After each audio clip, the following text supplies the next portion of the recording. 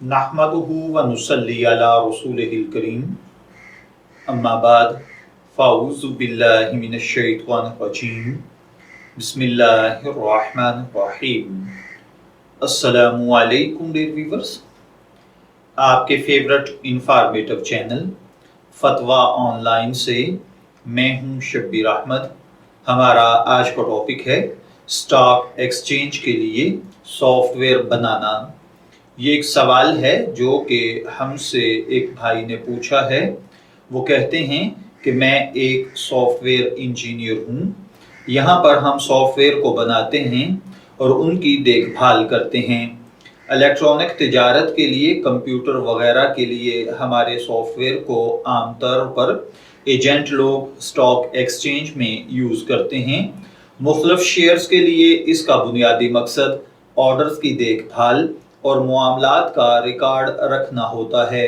इस्तेमाल करने वाले को ये सहूलतें मिलती हैं कि कंपनी के स्टॉक शेयर्स को ख़रीदना, फ़रोख्त करना, मुस्तकबिल की तारीख पर मखसूस कीमत पर कंपनी के स्टॉक शेयर्स की खरीदो फरोख्त करना वगैरह।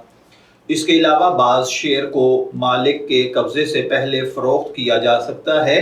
मेरा सवाल ये है कि ऐसे सॉफ्टवेयर पर काम करना जायज़ है, और अगर नहीं तो क्या जब तक दूसरी मुलाजमत ना मिले मैं ये मुलाजमत कर सकता हूँ या नहीं।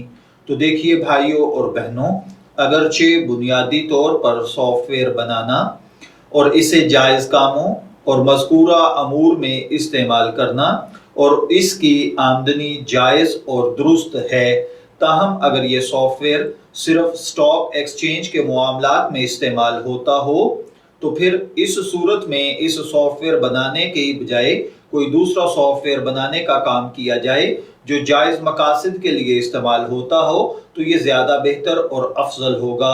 अलबत्ता अगर वो सॉफ्टवेयर स्टॉक एक्सचेंज के अलावा कहीं और भी इस्तेमाल होता है तो फिर इसका बनाना, इस्तेमाल करना सब कुछ जायज़ है। मैं दुआ गो हूँ कि अल्लाह ताला हमें इन बातों को समझकर इनके मुताबिक अमल करने की तौफीक अता फरमाए।